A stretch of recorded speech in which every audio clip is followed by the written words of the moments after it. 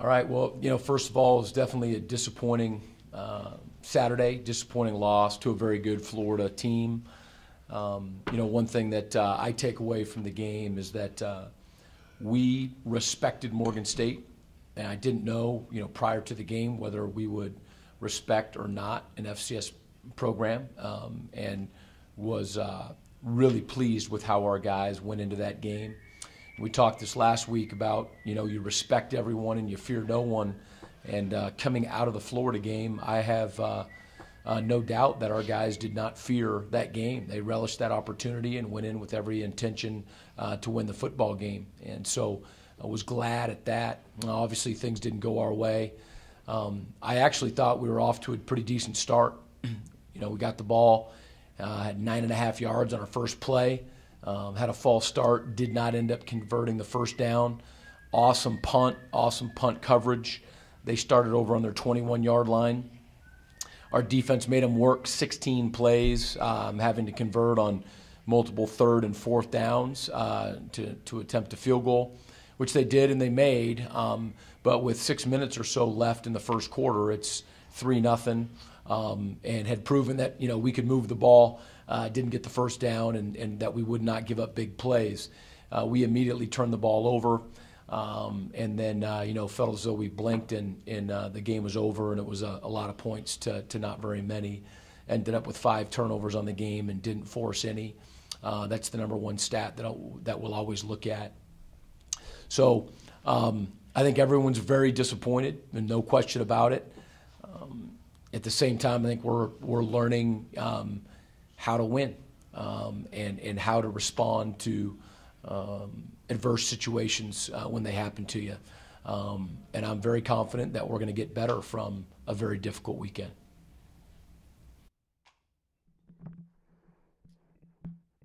I think offensively, the thing that just jumped out at us was the turnovers. 5 of them during the course of the game, and that just put us in bad positions, field position wise, and that's something that we can control. We got to take care of the football. 4 of them were fumbles, 1 interception, and there's a couple of times where we miscommunication. I know that caused one of our interceptions, one of our turnovers, a play there that went awry. But our guys, I feel like they played hard, and they just kept competing, and so a lot of learning experience that will come from the game, and we'll be better. We'll be better because of it. I think there's still a part where some of our guys are getting a feel of from week to week. You put in a couple wrinkles here, a couple wrinkles there, and they're realizing now that there's a game plan that goes in, not just doesn't fall camp and then us having a week and a half to prepare for week 1. Now they realize that we get 3 practices and a walkthrough, and the week goes by pretty quickly. So I think there was a lot to learn from our preparation that we'll be able to grow from in the weeks ahead.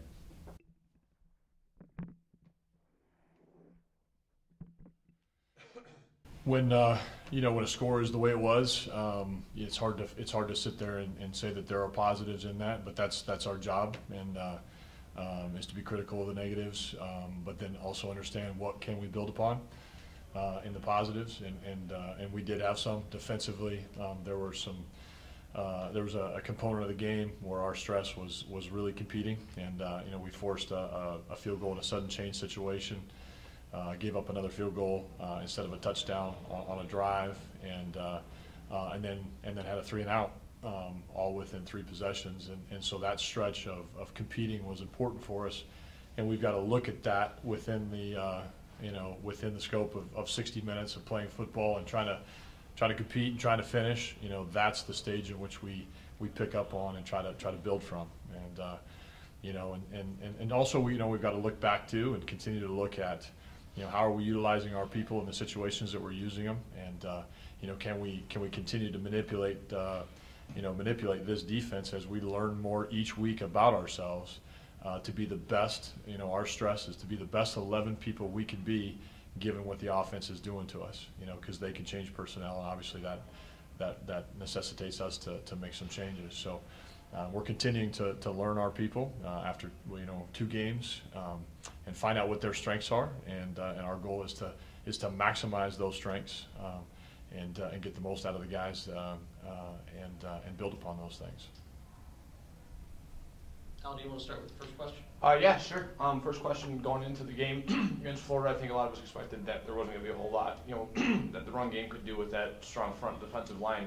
But what are your thoughts on the way the run game played out? 7 carries for no yards for Hill, and then Bell led the way for you guys. Yeah, I mean, we don't really ever look at it in terms of the individual, in terms of this guy, how did he do? I mean, we look at it as the overall run game. We have 3 proven backs, and they each, do something different and bring something different to the table. But, yeah, I think that's the strength of our offense is our offensive line and our running game. It did not go as well in week 2 as it did in week 1. Every time, whether it's good, bad, or indifferent, it's a combination of our execution going up against, what we're facing defensively, whether that be personnel or scheme. And so, the first part is that, they're a pretty good defensive front and have some good players. But there are things that, we can glean from the film to make us better. No question. You got more? Yeah. All right. I think the personnel obviously was pretty good that we were going against, and from our standpoint, where we're coming from offensively, we feel that we do have to get the run game going, and that's going to affect how the rest of the offense performs. And so it made life tough. I will say this, we ran the ball a little bit more on first down, and we had some success doing that. It was just a matter of second down was really the down that really killed us, and penalties on the first drive, and I think the 5th second down we had another false start penalty, and then just some looks that were a little bit different early in the game, and us not adjusting or making a correct read, with the option game, that caused us another second down, issue there. So I think our first 5 second downs put us in tough positions to convert on third. Next question, I guess, is about the defensive side. The secondary that, from what I can see, is still kind of prone to giving up those big plays. How are you guys looking to maybe adjust, or are there players that are improving as on that unit from week 1 to week 2? Yeah, big play defense is a critical element to being successful as a defense, stopping the run and making everybody earn what they get. We had I think 3 drives where they were 10, 12 play drives, and that's the goal in those situations, is to make them drive the ball. So when you're giving up a 2-play or a 1-play drive for the big play, a lot of times where that happens is going to be with the ball in the air. It comes down to sometimes the individual matchup in that situation. It does come down to scheme in terms of, are we giving the quarterback a lot of time to throw that ball downfield? And and so we've got to look at both aspects of that and evaluate it, and then too, you've got to understand, the nature of when an offense wants to be explosive, and try to capitalize on that, and that's on the coaches in terms of game planning, and trying to scheme the offense. I guess I got one more question. Looking at Old Dominion, in their opener, I had some stats from that. They gave up, I think something like 500 passing yards. Is there, a scheme in which that you can see that either Reggie Bell or Brogan Roback, whoever's under center, to kind of utilize that long offense? Yeah, well, I think, are you talking about the first game this year? Yeah, the thing that Hampton did a good job of is they broke a screen for 65, 70 plus, and so they had those explosive plays on throws that weren't even past the line of scrimmage, and athletes just made plays, and they did a nice job of scheming it up as well, and executing. So there's in the coverages that they're playing, I mean, they're trying to stop the run with extra hats down in the box, and so the passing game, in that game in particular, certainly flourished. And so, that's something we got to be ready to do. Of course, they're going to try to make adjustments to make sure, that doesn't happen week in and week out, from their end. But that was the reason. I know you haven't seen the film, but that's a lot of the reasons why, they had so many passing yards. Is just good high percentage passes that guys made plays on and took for a distance. So.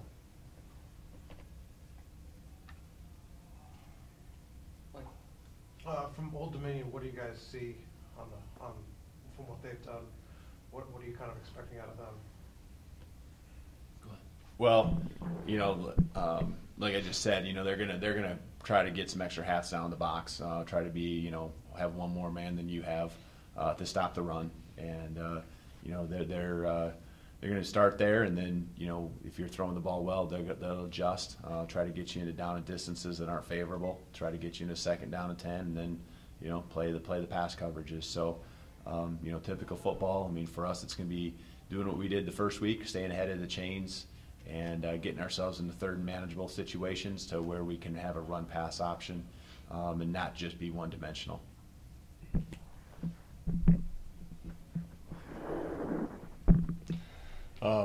Offensively for Old Dominion, they're very impressive. They have a quarterback that owns virtually every passing record that they have there.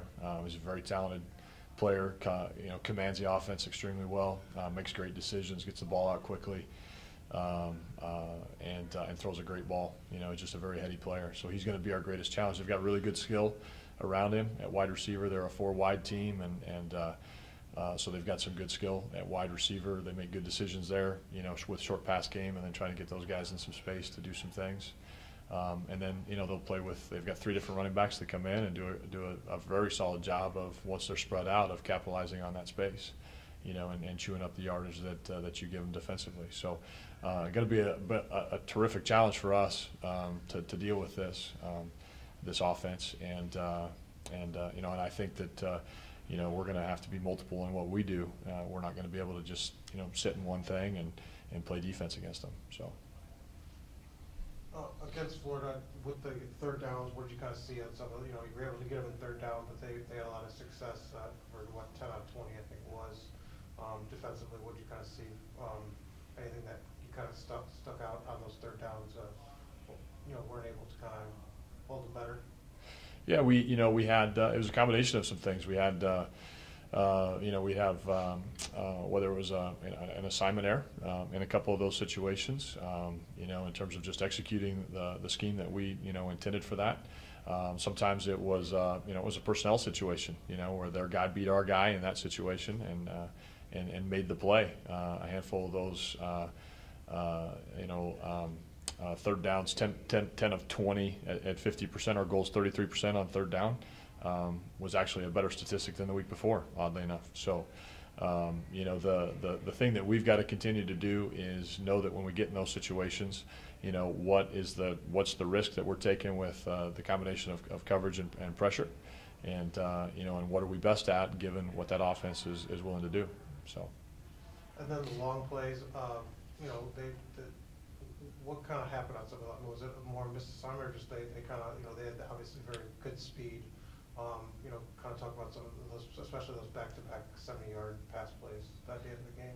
Yeah, a couple of those, their speed is certainly a factor. I think in one particular long play that wasn't a touchdown, I think, we were really in position and didn't feel like we were, but we were, and that sometimes happens under the big stage. And if you've been caught in a situation where, there was a pass interference, on one of our inside linebackers, and he's really there the whole time, but was a little bit, I don't know if he was term panicked. He was just a little bit out of control.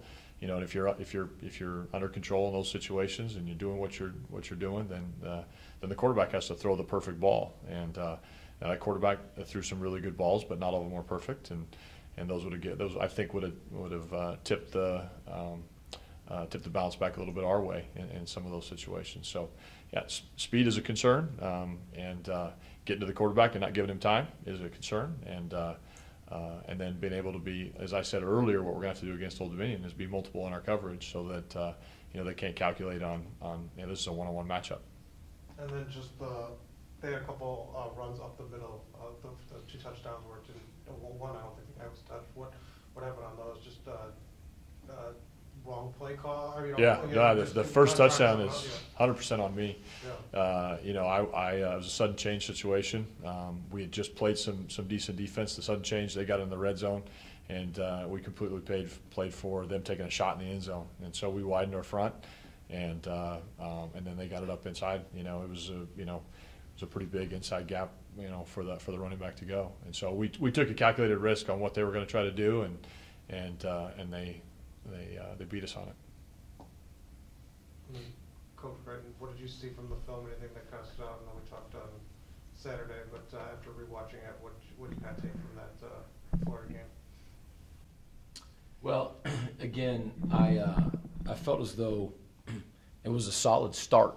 The start just didn't last as long as we would have liked. The first 9 minutes of the first quarter, there were a lot of positives, and that's when our first turnover came. It's essentially it's nearly impossible to turn the ball over 5 times and to have things go the way you want them to go. I promise you, not a single one of our guys wanted to turn the ball over, and that our guys on defense were aware of the ball and trying to get it. The reality of it is that they took care of it better and took it away better, and that's a huge difference in the game. I do see positives. I mean, all along, just honestly, ever since December, for me, the way that I'm going to be able to measure any kind of progress that we're making is in tough situations, And so the excitement is genuine all the way through. The anticipation and what these guys have committed to and all of that is real. The reality is that things aren't going to go perfectly all the way through the season, and that includes a loss. There's one team last year in FBS football that went undefeated out of 120 whatever teams. And so, the exciting, deep, meaningful, reality for me is, can we combat and overcome when we have a tough loss? And so, in a sick way, I mean, this is, here we go. And so I'm excited about getting together with the team today and learning from this and moving forward in a positive direction. That, to me, is fundamentally how our football program can become better, than it was. And so not asking for bad things to happen, but I think that I realize that for any team, things aren't always going to go your way, and so I want to see how we respond. So it's an opportunity. And how do you think they responded on the sidelines? When this game started to get away, everybody maintained that positive attitude that you've kind of preached and things. Yeah, well, not as well as I would have liked. To be honest with you, it's like since we weren't intimidated and weren't playing out of fear. I mean, we had every intention of going in there and competing with those guys and finding a way to win. And so when you look up at the scoreboard and it's 17-0 at the end of the first quarter, there's disappointment for sure, and we'd have a problem if there wasn't. But what we talked even about halftime is just body language and demeanor and whatnot. And I think the second half was better. But I think we have a ways to go. But that's exciting because I think we can get there. Our guys are winners, and we're going to get it done.